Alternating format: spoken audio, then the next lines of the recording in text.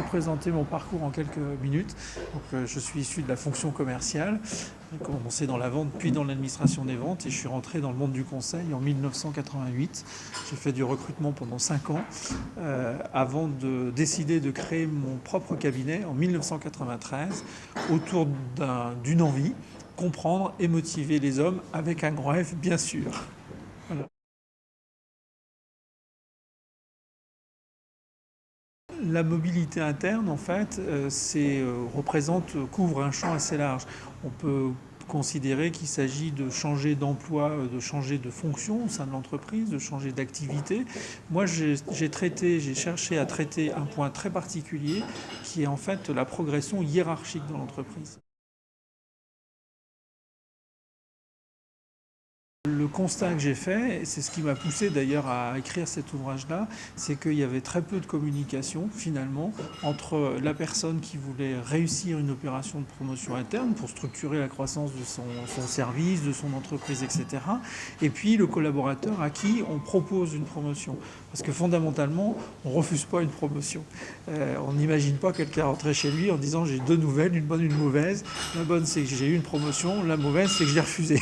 Donc on dit oui, on accepte, et puis on accepte souvent en ayant oublié de se poser tout un tas de bonnes questions. Et du coup, il m'a paru intéressant de matérialiser une idée forte du bouquin qui est de dire comment se mettre à la place de l'autre. La meilleure façon, c'est de se dire il y a deux parties. Il y a du côté de la personne promue et du côté du promoteur.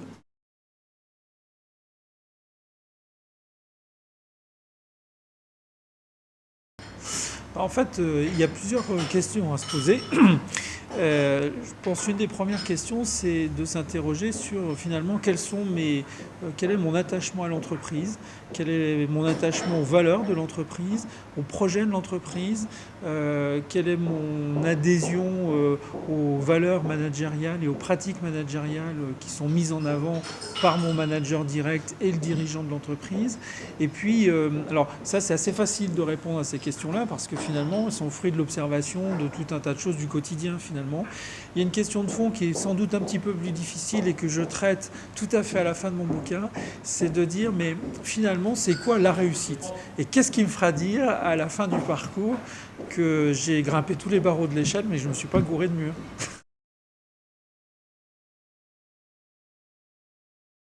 Je pense que la réussite, c'est de faire quelque chose qu'on a fondamentalement choisi.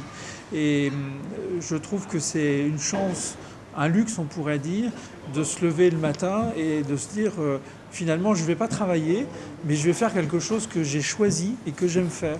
Parce que malheureusement, le constat que je fais dans ma pratique professionnelle, c'est que malheureusement, beaucoup de gens subissent plutôt que sont véritablement acteurs de leur vie professionnelle. Alors en fait, quelles sont les bonnes questions à se poser aussi, question promoteur. En fait, c'est la raison fondamentale du choix du collaborateur choisi. Et finalement, qu'est-ce qui me fait penser que la personne à qui je vais proposer cette mesure de promotion est vraiment la bonne personne au bon moment. La difficulté, très vraisemblablement, c'est d'éviter de tomber dans des pièges assez classiques, le plus courant étant que le bon technicien sera le bon manager, que le bon commercial sera le bon responsable commercial, que le bon musicien sera le bon chef d'orchestre. Et chacun a pu constater que c'était loin d'être une règle absolue en la matière.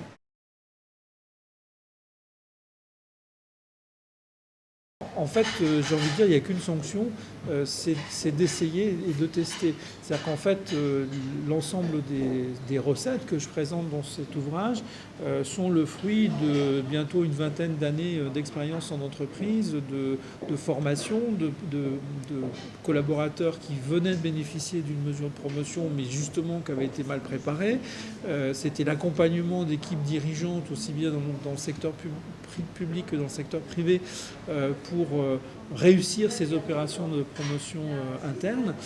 Donc je dirais que j'ai effectivement eu à cœur de présenter un best-of des trucs et astuces que j'ai pu soit reglaner, soit préconiser et mettre en œuvre chez tel et tel de mes clients.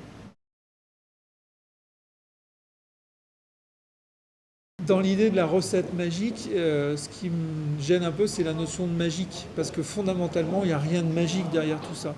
Ce que j'aime beaucoup dans l'idée de recette, en revanche, c'est qu'il y a une dimension très pratique, il y a une dimension, il y a des proportions, il y a un dosage. C'est finalement, sur le fond, souvent beaucoup plus subtil qu'il n'y paraît en apparence. Et puis, on s'aperçoit que quand on teste et que ça marche, on le reproduit. Voilà, donc en ce sens-là, ouais, il y a un clin d'œil avec la notion de recette.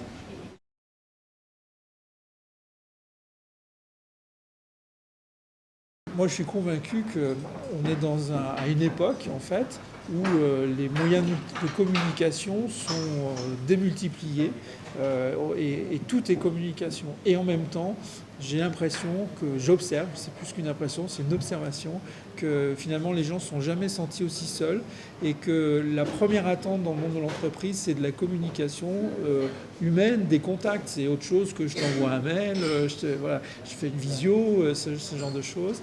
Et du coup, le fait d'inciter les personnes à utiliser ce bouquin comme finalement un passage de relais, je crois que c'est l'idée de la couverture finalement, hein, le passage de témoin. C'est une façon de dire, avec ça, vous avez un prétexte à commencer à parler ensemble.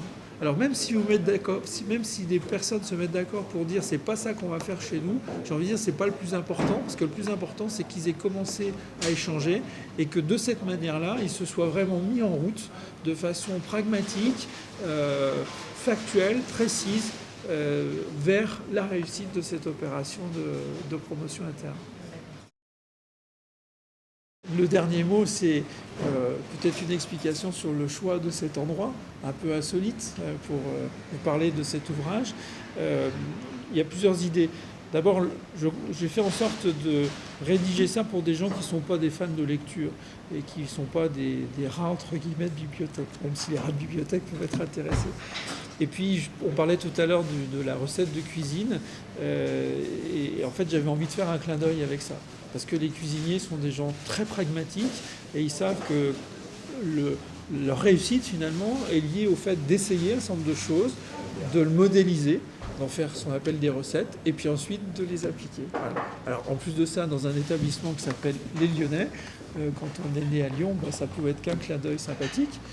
Et puis j'invite nos lecteurs lyonnais à venir dans ce lieu qui est tout à fait chaleureux, sympathique, et de découvrir les maximes créées par le patron et qui figurent sur l'ensemble des vitrines. Voilà. Quand on veut, on peut. Lorsqu'on ne veut pas, on cherche un prétexte.